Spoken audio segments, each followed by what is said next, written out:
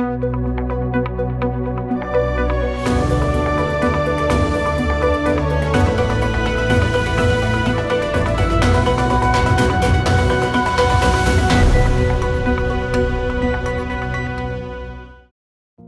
tutuşning salomatlikka foydalari. Qarallik yoki qaralsiz roza tutish badanga foydali bo'lib, nurg'un tadqiqotlar buni isbotlab kelmoqda. Roza tutish yaqinqi yillarda nurg'un g'arb ellari kishilarining sog'lomlik oshirishdagi eng yaxshi usullardan bo'lib qoldi. Gerçi nurg'un doktorlar roza tutishni tavsiya qilishdan ansirsimi, lekin uning sog'lomlikni oshirishdagi roli yanada ko'rinarli bo'lyotdi. Musulmonlarga o'xshamaydigan yeri, g'arib kishilari roza tutganda kunning ma'lum bir mezgilda tomoq yemaydi va odatda suv ichadi. Bu xil sog'lomlik uchun roza tutishning usullari nurg'un. Ba'zilar 7-8 soat, ba'zilar 24 soat hech nima yemaydi, faqat suv ichadi. Ba'zilar hatto haftalab, oylab hech nima yemay faqat suv ichib o'tkazadiganlar bor. Albatta buning xatiri bor.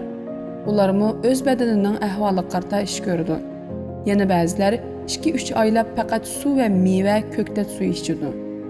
İnsanlar tarixining xili ko'p qismida yemek-ichmak bugungi kunda qolaylik bo'lmagan. Hozirgidek bizdek to'nglatqusi, yey desa doim tayyor tamoqi bo'lmagan. Nurg'un chog'larda hech nima yemay, och-to'q kunning yarmi yoki uningdan uzunroq vaqtlarni o'tkazib ko'ngan.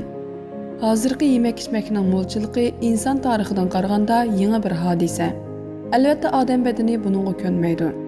Aralab haftada 1-2 qitim roza tutganda badanni shu asldagi holatiga qaytargan bo'lamiz.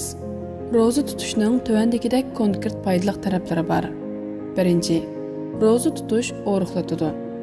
Nurg'un tadqiqotlarda roza tutishning o'riqlashdagi bexatar usul ekanligi isbotlandi.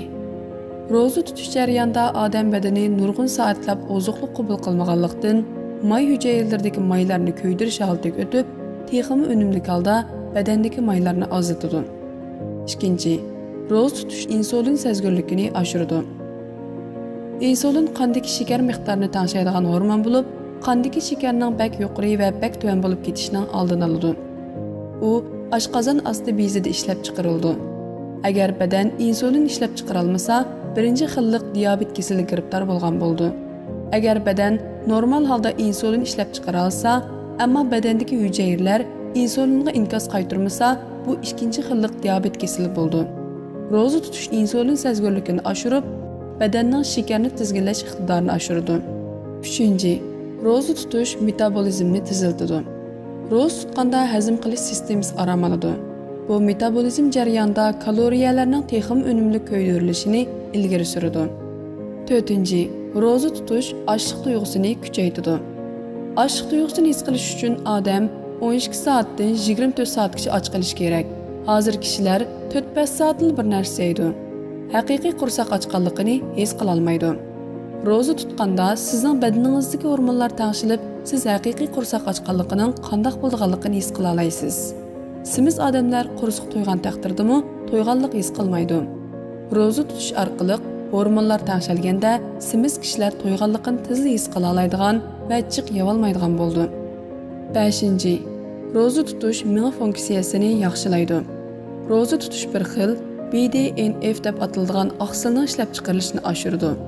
Bu oqsil miya g'ol hujayralarining yangi nervlarga o'zgarishini qo'zg'aydi va boshqa nurg'un nerv sog'lomligiga foydali kimiyalik moddalarni oshiradi. Bu oqsil yana miya hujayralarini Alzheimer va Reysha qatorliq ichki nerv yigilashdan kelib chiqadigan kasaldan qo'g'daydi. 6. Roza tutish immunitet sistemasini yaxshilaydi. Roza tutish badandagi erkin radikallarni azaytadi. Badandagi yallig'larni kontrol qiladi va rak hujayralarini och qo'yib yo'qotadi. Tabiatda hayvonlar og'rib qolganda bir narsa yeyishdan to'xtaydi ham dam oladi. Bu hayvonlarning o'zining tug'ma iqtidori bo'lib, bunda qilganda badan ichki a'zolarining besimini yeniklaydi. Shuning bilan badan texim unumli holda sirtdan kirgan yuqumliq va ziyonli narsalarni bir taraf qila oladi. 7. Roza tutish badanning o'zini tozalashini ilgari suradi. Odamning ichki a'zolari xuddi muskullar va miya charchagandek charchaydi. Shung ularga orom oladigan fursat berish kerak. Roza tutganda badandagi a'zolar orom oladi, yangi hayotiy kuchga to'ladi. 8. Roza tutish odamlarni nefsimizning qulluqidan qutulduradi. Nurg'un odamlar qo'rsoqqa kelganda o'zini kontrol qila olmaydi. Hatto qo'rsoq ochmasimi yeydi. Yeb to'ygandimi yana yeydiganlar nurg'un. Tamoq oldida o'zimizni tutib o'rganmasak, hamon bir kuni beshimizga chiqadi. Ro'za tutganda biz nafsimizni kontrol qilishni o'rganamiz. Odamning o'zini va nafsini kontrol qila olishi esil xislatdir.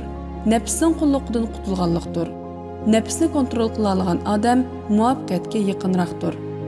Ro'za tutishning buningdan boshqa yana nurg'un sog'lomlik va ma'naviy jihatlardagi foydaliklari bor. Bu yilgi Ramazon Navro'z bayrami bilan birga keldi. Uyg'ur axborot markazi buni xalqimiz uchun bir qutlug' yil bo'lishini, xalqimizning ozodlik yo'lidagi davr bo'lgich yil bo'lishini umid qilib, dunyodagi barliq qarindoshlarimizning Ramazon oyini tabriklaydi.